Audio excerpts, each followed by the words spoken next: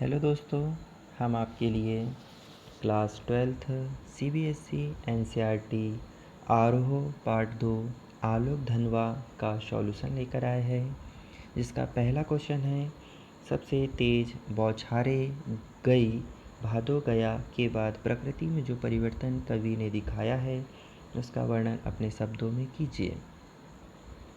इसका उत्तर है पतंग कविता में कवि आलोक धनवा ने बच्चों की बाल सुलभ इच्छाओं और उमंगों का प्रकृति के साथ उनके राग्यात्मक संबंधों का अत्यंत सुंदर चित्रण करते हुए यह अभिव्यक्त किया है कि भादो मास गुजर जाने के बाद घनघोर बारिश समाप्त हो जाती है, शरद ऋतु का आगमन होता है, खरगोश की लाल आँखें जैसी चमकीली धूप निकल आती है। इसके कारण चारों ओर उज्ज्वल चमक बिखर जाती है, आकाश साफ और मुलायम हो जाता है, हवाओं में एक मनोरम सुगंधित महक फैल जाती है।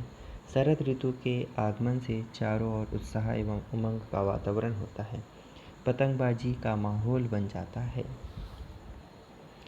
नेक्स्ट क्वेश्चन है, सोचकर बताएं कि पतंग के लिए सबसे हल्की और रंगीन चीज़, सबसे पतला कागज़, सबसे पतली कमानी जैसे विशेषणों का प्रयोग क्यों किया है। तो इसका उत्तर है पतंग के लिए सबसे हल्की और रंगीन चीज़, सबसे पतला कागज़, सबसे पतली कमानी जैसे विशेषणों का प्रयोग कर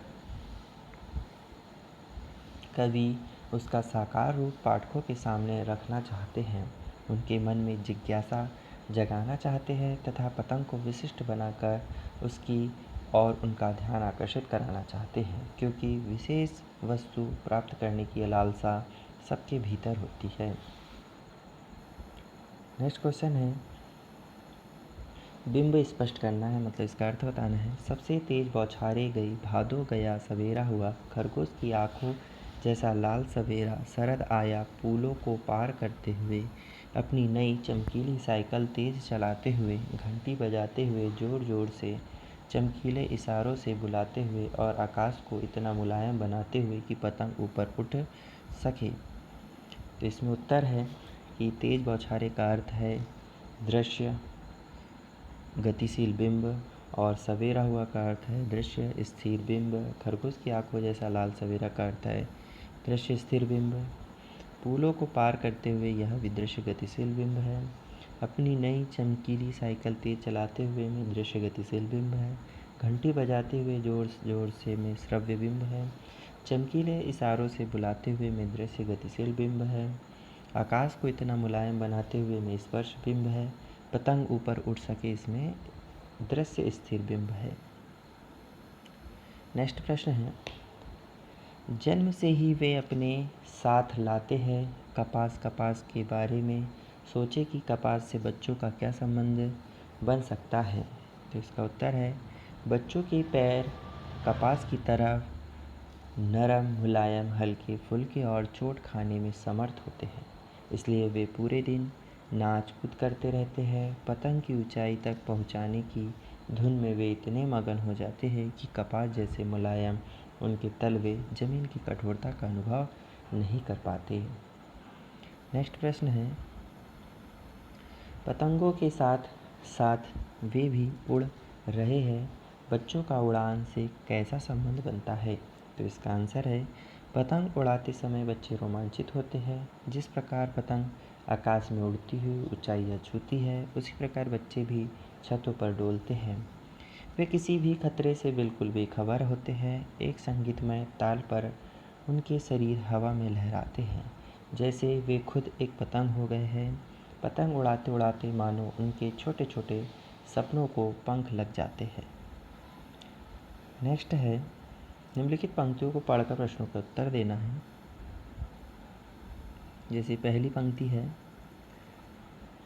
छतों को भी नरम बनाते हुए, दिशाओं को मृदंग की तरफ बजाते हुए, अगर वे कभी गिरते हैं छतों के खतरनाक किनारों से और बच जाते हैं, तब तो और भी निडर होकर सुनहले सूरज के सामने आते हैं।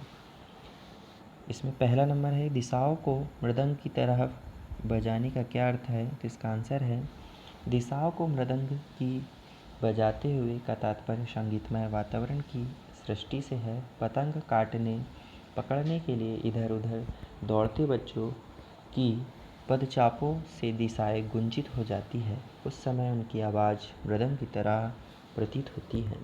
सेकंड नंबर क्वेश्चन है, जब पतंग सामने हो तो छतों पर दौड़ते हुए क्या आपको छत कठोर लगती है? तो इसका आंसर है नहीं। जब पतंग सामने हो तो छतों पर दौड़ते हुए छत कठोर नहीं लगती। उस समय वे उसे पकड़ने की धुन में मगन होते हैं। तीसरा क्वेश्चन है, खतरनाक परिस्थितियों का सामना करने के बाद आप दुनिया की चुनौतियों के सामने स्वयं को कैसा महसूस करते हैं? तो इसका आंसर है, खतरनाक परिस्थितियों का सामना करने के बाद हम दुनिया की चुनौतियों के सामने स्वयं को सक्षम महसूस करते हैं। निडरता उत्पन्न होने से आत्मविश्वास बढ़ता है। नेक्स्ट प्रश्न है, आसमान में रंग बिरंगी पतंगों को देखकर आपके मन में कैसे ख्याल आते हैं? लिखिए। आसमान में रंग बिरंगी पतंगों को देखकर मुझे मन होता है कि मैं पंछी बन स्वच्छ नभ में उड़ता फिरूं और उड़कर क्षितिज तक पहुंच जाऊं। नेक्स्ट क्वेश्चन है, रोमांचित शरीर का संगीत का जीवन के लय से क्या संबंध है? जब हम किसी कार्य को पूरा करने में मग्न हो जाते हैं तब हमारा शरीर जैसे उस कार्य की लय में डूब जाता है। उसी प्रकार संगीत सुनते हुए हम उसकी लय ताल में खो जाते हैं, इसलिए कहा गया है कि रोमांचित शरीर का संगीत। इस प्रकार इस अध्याय के क्वेश्चन के आंसर आपके समक्ष प्रस्तुत है।